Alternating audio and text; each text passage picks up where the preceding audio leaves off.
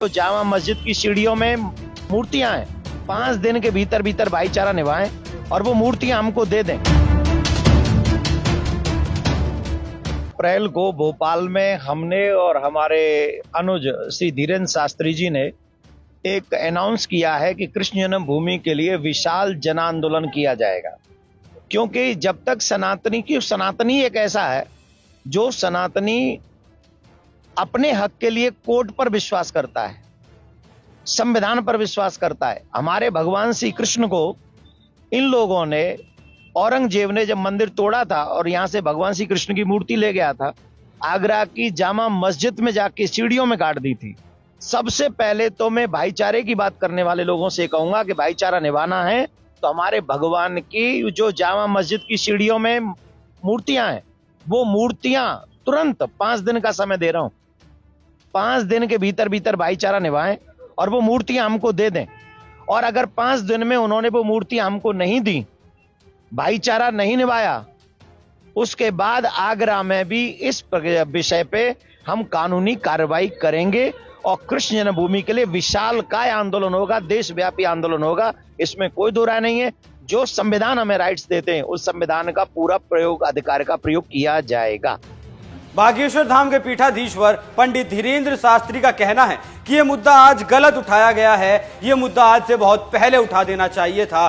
जन आंदोलन करने की बात भी कही गई है।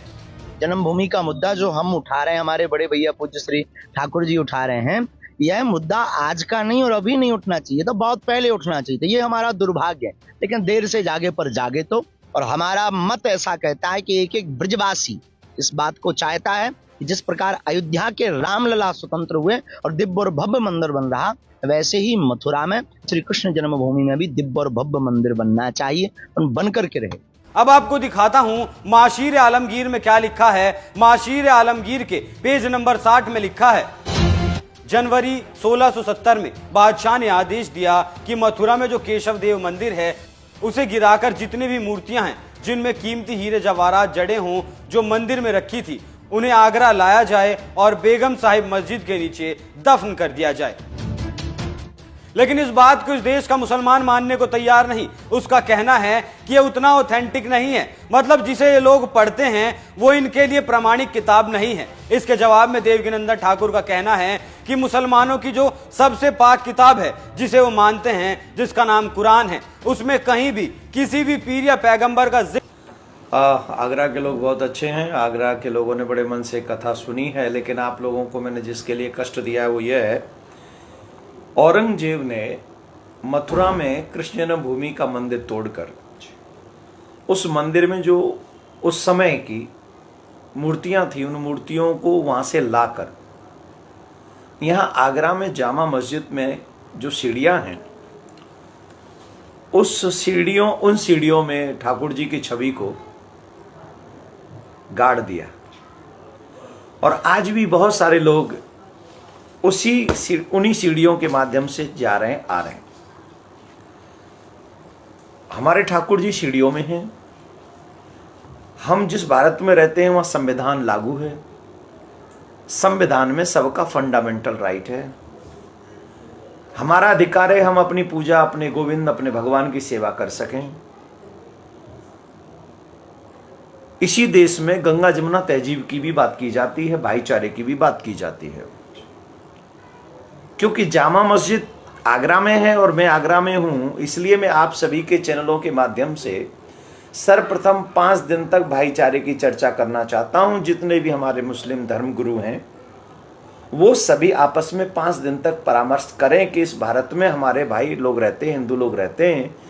पूर्व के आक्रांताओं ने दुष्ट प्रवृत्ति के साथ हमारी भावनाओं को, आस्था को ठेस पहुंचाई। भगवान को लाए वहां से मंदिर में से, मंदिर तोड़ा और छवि को लाकर जामा मस्जिद के सीढ़ियों में गाड़ दिया और उसमें लोग आ रहे हैं, जा रहे हैं। अब हिंदुओं के लिए कृष्ण की मूर्तियां साधारण बात तो नहीं है, वो तो हमारी आस्था है, हमारी प्राण है, हमारा जीवन है, हमारे भारत का आधार है।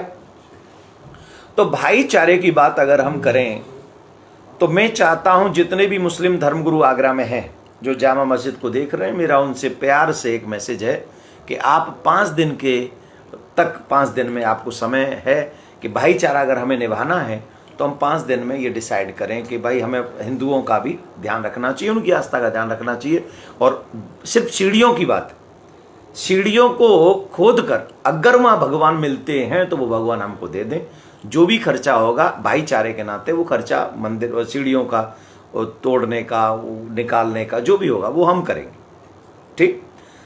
और जिस आधार पर मैं कह रहा हूं वो ये देखिए, मैं कोई आधार पुराणों में कितने लोगों ने इस चीज को छापा है। ये बुक है, ये फ्रांस के एक पत्रकार हैं, उन्होंने इसमें सारे औरंगजेब के जितने भी फतवे हैं, स्थान हैं, वो सारी चीजें इस बुक में हैं। अगर उस पे कड़ा एक्शन नहीं लिया गया तो उसी स्कूल के सामने 23 तारीख को जाकर मैं एक बहुत बड़ा जो है, मैं खुद बैठ जाऊंगा, चाहे मेरे साथ अकेला में ही क्यों ना हो, कोई ना हो, कोई बात नहीं, लेकिन मैं बैठूंगा और ये पूछूंगा कि कैसे ये हो सकता है कि मेरे भारतीय बच्चे, सनातनी बच्चे स्कूल में जाएं और उन्हें किसी भी एक्टिविटी के नाम पर उनका धर्म परिवर्तन करा दिया जाए और उनसे नमाज अदा करवा दी जाए। ये तो हनन है। ये तो उन पेरेंट्स के साथ, जो पेरेंट्स हैं जो पैसा दे रहे हैं, उनके बच्चों के साथ खिलवाड़ है, उन बाप बच्चों के साथ बहुत बुरा व्यवहार हुआ। ये उन्हें तो पता भी नहीं कि उनके साथ क्या कर गए।